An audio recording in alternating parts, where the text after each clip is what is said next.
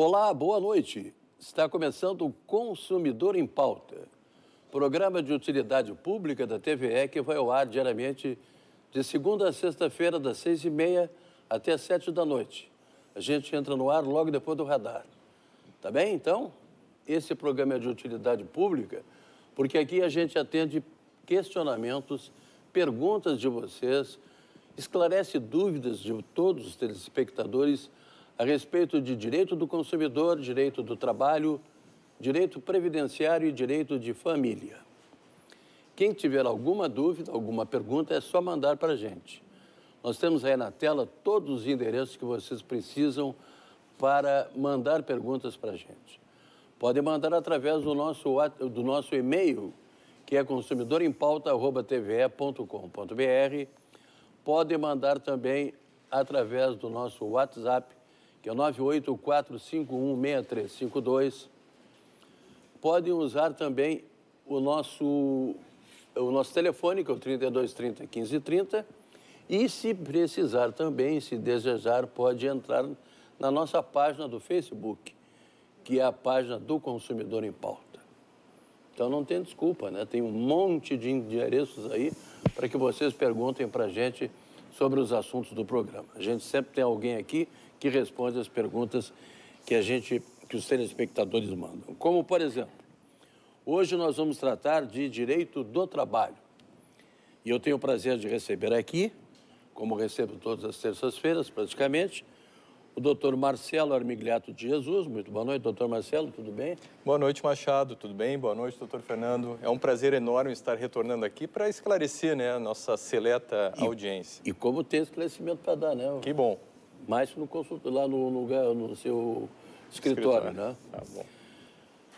E hoje, pela primeira vez, o doutor Marcelo já falou, o doutor Fernando Damiani Oliveira, que é advogado, procurador municipal, e que nos dá o prazer da visita na noite de hoje. Boa noite, doutor Fernando. Boa noite, Machado. Boa noite, doutor Marcelo. É um prazer estar aqui e contribuir para que esclareça-se as dúvidas, né, que porventura existam. Tenho certeza absoluta que elas serão bem esclarecidas. Com essa dupla aqui hoje eu estou absolutamente bem servido. Doutor Marcelo, vamos tratar de um assunto aqui que no início desse mês, o senhor mesmo levantou a questão aqui no programa. A Associação Nacional dos Magistrados Trabalhistas se reuniu e divulgou, no último dia 18 de outubro, uma série de enunciados sobre a reforma trabalhista. Reforma trabalhista que está dando panos para a manga, como se diz lá em São Gabriel. O que nós podemos dizer aos nossos telespectadores sobre esse encontro, doutor Marcelo?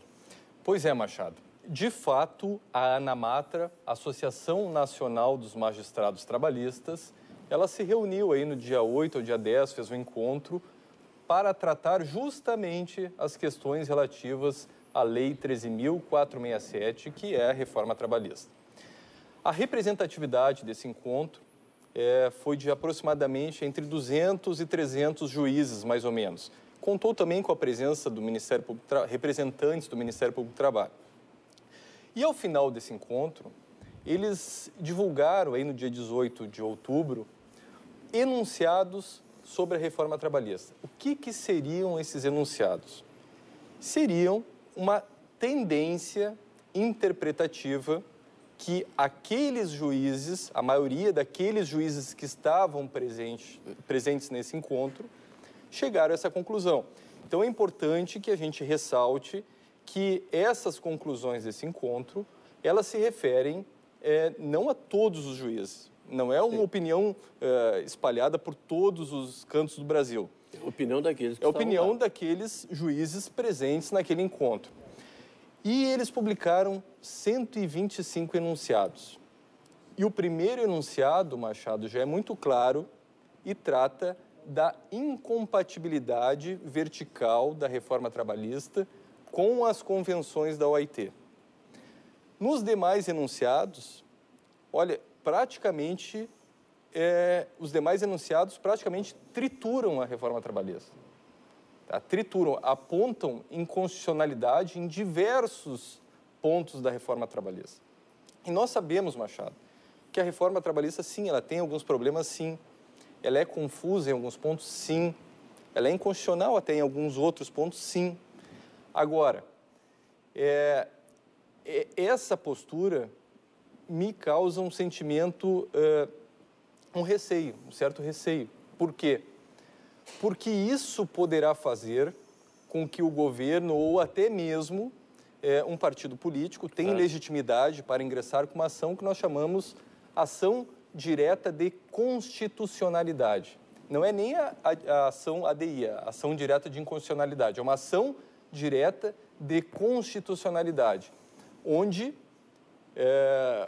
quem eventualmente propuser essa ação vai pedir que o STF declare a constitucionalidade da reforma. E esse é o problema. O problema é a composição atual do STF, que não é nada boa. Então, se o STF for provocado agora para declarar ou não a constitucionalidade dessa reforma, a meu ver, nós teremos um grande problema, principalmente para o trabalhador, porque provavelmente essa reforma vai ser declarada constitucional na sua grande maioria. Em princípio, ela entra em vigor a partir agora de novembro. Dia 13 de novembro. Dia 13 de novembro. Isso. Falta muito tempo, não? Não falta muito tempo, não.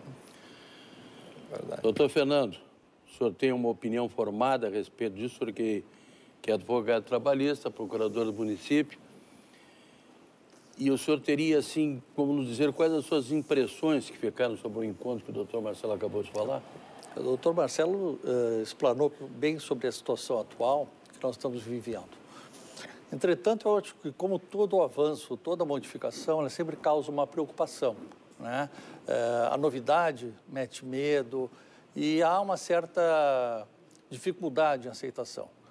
Eu acho que a reforma trabalhista tem pontos positivos, como o doutor Marcelo falou, alguns talvez não, mas ela veio, eu acho que, para ficar. Nós vamos ter conflitos, né? Eu acho que essa posição dos magistrados já indicam uma situação conflituosa, mas eu creio que, com o passar do tempo, os tribunais vão ter a serenidade de cumprir a sua função jurisdicional, que é de julgar os processos de acordo com a legislação e com a Constituição.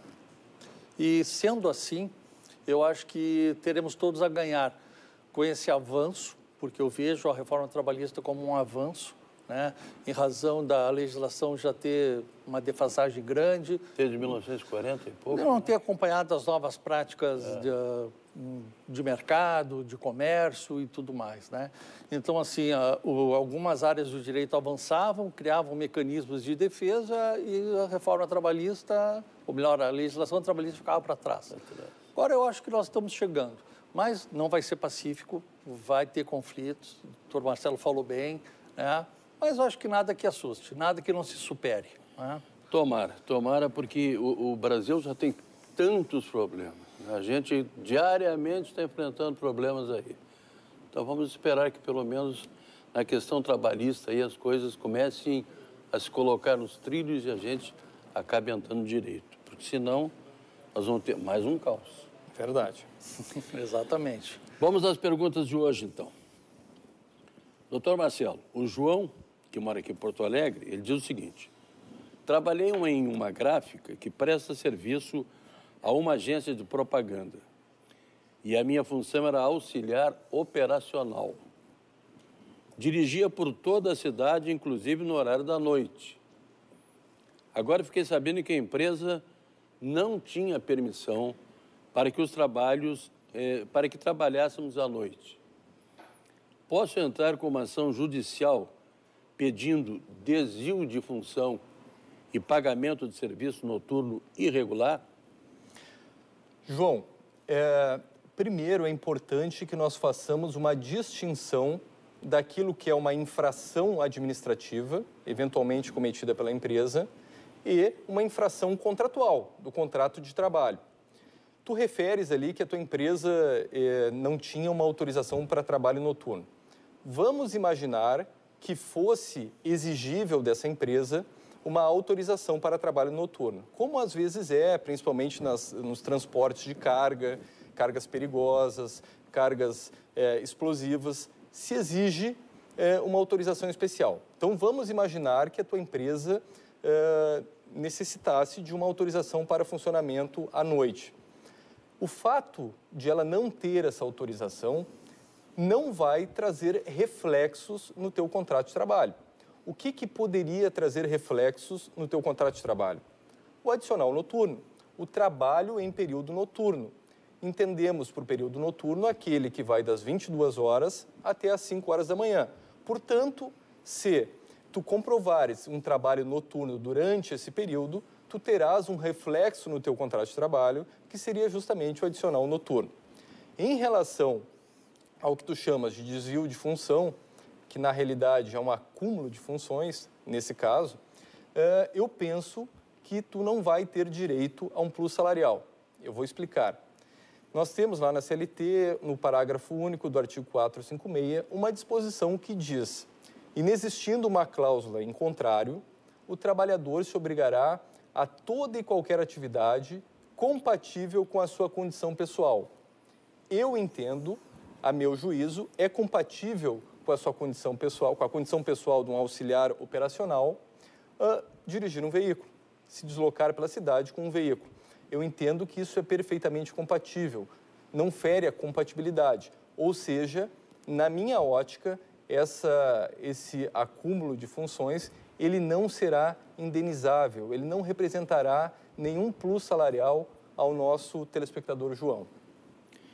Doutor Fernando, uma telespectadora ou um telespectador, acho que é uma telespectadora porque ela pede para não ser identificada, é uma anônima. Perfeito. Ela diz assim: a empresa em que trabalho está em péssima situação financeira e fez aos funcionários uma proposta de demissão. Um acordo em que será liberado o fundo de garantia por tempo de serviço e o seguro-desemprego. No momento estou doente, afastada e recebendo auxílio-doença. Pergunto se posso fazer esse acordo. Existe grande possibilidade da empresa entrar em falência e tenho medo de me prejudicar junto ao INSS. Ela deve ou não deve assinar o acordo, doutor Fernando? Bom, cara espectador ou espectadora, na verdade existe... É uma telespectadora. Espectadora, sim. bom. Na verdade existe uma situação impeditiva para esse acordo. No momento que ela está afastada, em gozo de auxílio-doença, o contrato de trabalho dela está suspenso. E nessa condição, ele não pode vir a ser rompido. Então, não é possível assinar qualquer acordo, fazer uma demissão, nada nesse sentido. Tem que se aguardar que ela tenha alta previdenciária e, a partir de então, sim, com a empresa resolver essa situação. Se for já na vigência da nova lei, que está aqui, ela até poderá negociar um acordo, uma saída acordada, que é uma das inovações da nova lei, né? Agora, se a empresa realmente não subsistir e acabar indo à falência, não vejo um prejuízo a ela em termos previdenciários, mas sim quanto ao ganho de matéria trabalhista, parcelas rescisórias que ela ainda tenha direito, e aí ela vai ter que buscar junto à massa falida ou aos sócios uma recomposição desses valores. Doutor Marcelo, tem um outro que pede para não ser identificado. Eu gosto de avisar aqui que as pessoas que pedem para não ser identificadas, a gente não dá um nome aqui, nem endereço, né, uma cidade, mas tem todos os dados guardados aqui caso haja algum tipo de necessidade. Um telespectador pede para não ser identificado e diz que foi encaminhar o pedido de prorrogação do auxílio-doença e informaram a ele que o perito me encaminhou para reabilitação. Nesse caso, se a empresa me recolocar em outro trabalho, como ficam meus direitos caso, depois de algum tempo, a empresa me demitir? Ele diz que ficou com sequelas do problema que ele sofreu. Primeira questão, ele refere que foi fazer um pedido de prorrogação de auxílio-doença e foi encaminhado para a reabilitação. Essa decisão do INSS é passível de uma ação judicial.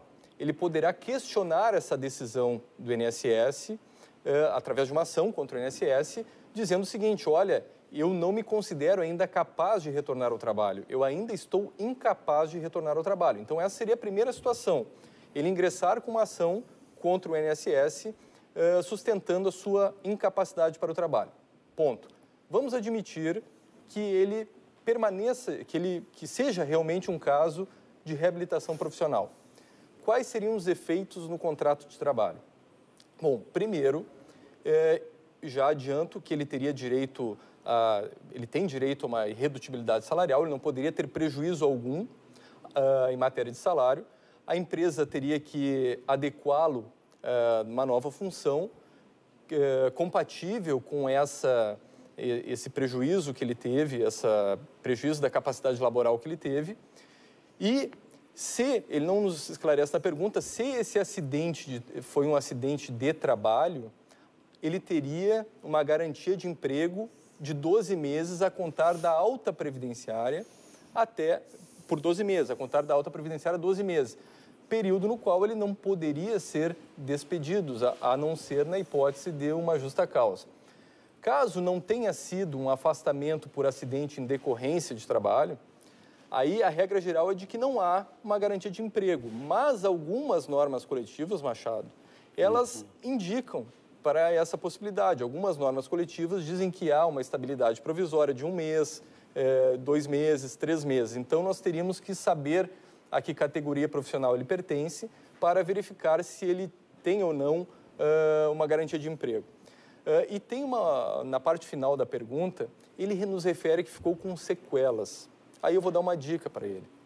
Se o senhor realmente ficou com uma sequela resultante de um acidente de trabalho ou não, um acidente de qualquer natureza, o senhor poderá encaminhar um benefício que se chama auxílio-acidente, que o doutor Gustavo sabe bem disso. É um benefício de auxílio-acidente, ele será devido até a aposentadoria dele, corresponderá a 50% da média contributiva e o melhor, ele poderá continuar trabalhando e recebendo esse benefício. Ele se difere do auxílio-doença, porque no auxílio-doença o trabalhador deve se afastar. No auxílio-acidente, como há uma carga, um conteúdo indenizatório, ele poderá continuar trabalhando. Então, fica uma dica, de repente, para ele procurar um advogado dessa área previdenciária para poder ingressar com um pedido aí de auxílio-acidente. Doutor Fernando, o Anderson mora aqui na cidade de Porto Alegre. Perfeito. Ele diz que trabalha como vigilante numa empresa que assina a carteira de trabalho e previdência social dele. Como tenho folgas legais, fui convidado para trabalhar como segurança nos dias de folga em outra empresa. Ele quer saber se ele pode ter 2 empregos com carteira assinada. Pois não. O Anderson. Boa tarde, Anderson. Ele não disse, mas deve trabalhar numa jornada 12 por 36, deve possivelmente, né, que é normal nessa categoria. Bom, mas é possível, sim, possuir 2 contratos de trabalho assinados, mas com algumas condições. A primeira delas é que não haja uma sobreposição de horário, por óbvio, né? E segundo, que ele possa gozar de um descanso regulamentar que o possibilite trabalhar na sua função, né? Em cada um deles. Então, ele vai ter que sopesar, ver a forma como ele vai dispor do horário dele, né? E então fazer a contratação devida. Lembro que muitas vezes pode a pessoa querer trabalhar demais e isso prejudica em outro emprego, aí acaba sendo acusado de desídia e ainda se vê em maus lençóis com o empregador e possa até perder o emprego. Então, assim, é possível, mas com moderação e com cuidado. Doutor Marcelo, a Paula, que mora em São Leopoldo, quer saber como é feito o cálculo do aviso prévio. Ele será sempre de 30 dias? Boa noite, Paula. Essa é uma questão até interessante, Machado. A proporcionalidade do aviso prévio, ela veio lá na Constituição Federal, lá em 88. E aí diz assim, terá direito ao aviso prévio proporcional na forma da lei. Sabe quanto tempo, Machado, o legislador levou para regulamentar esse na forma da lei? Não tenho nem ideia. 23 anos. 23 anos. No final de 2011... Eu ia chutar 30 dias que eu já achei que era muito. No final de 2011, nós tivemos, de fato, então, uma lei que regulamentou a proporcionalidade do aviso prévio. Da seguinte forma, para contratos de trabalho de até 1 ano, o aviso prévio devido é de 30 dias, será de 30 dias.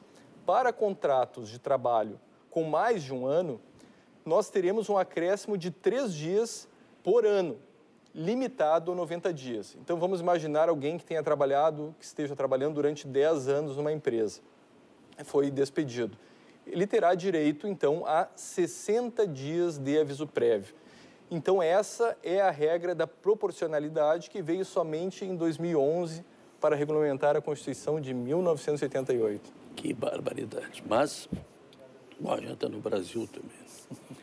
Doutor Fernando, eu vou lhe dar assim, o tempo enorme de 1 minuto para o senhor responder a próxima pergunta. Tá? Vamos esforçar. A dona Gisele mora em Ivoti, ela diz que é operária de uma empresa e está grávida. E quando retornar, ela não gostaria de continuar trabalhando, por isso quer cuidar da filha que vai nascer. Ela quer saber o que ela deve fazer. Bom, boa noite, Fernando. Gisele. Dona Gisele. Ela não diz o período que ela retornará do benefício, né? Mas eu presumo que já vai ser sobre a nova lei. Porque hoje ela não teria saída a não ser pedir demissão, né? Ou ser demitida pelo empregador, caso esse quisesse. Mas, com a nova lei, a reforma trabalhista, se criou a modalidade de saída negociada, acordada, em que patrão e empregado firmam um acordo, né?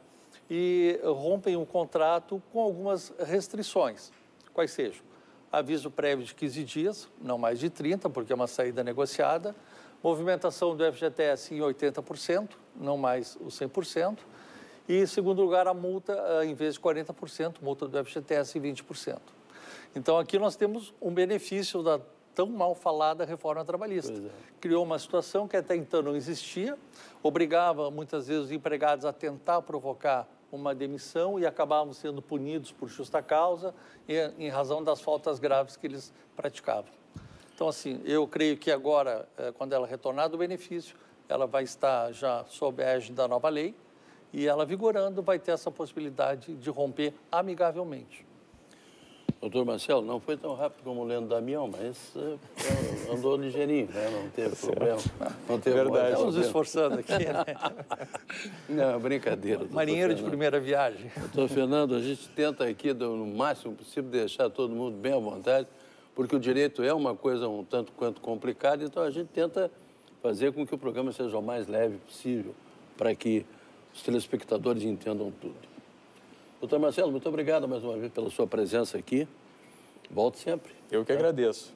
Muito obrigado. Doutor Fernando também, muito obrigado. Olha. E toda vez que for convidado, quando quiser, telefona, liga e venha para cá participar com a gente. Será sempre um prazer. Já agradeço, foi um prazer imenso ter podido colaborar e vou estar sempre à disposição para o que for necessário. Que bom. Nós estamos chegando ao final de mais um Consumidor em Pauta, que hoje tratou de direito do trabalho. Amanhã, quarta-feira, nós vamos estar aqui às 6h30 da tarde novamente e vamos trazer para tratar de direito do consumidor o professor Cláudio Bonato. A todos vocês, muito obrigado, muito boa noite e até lá.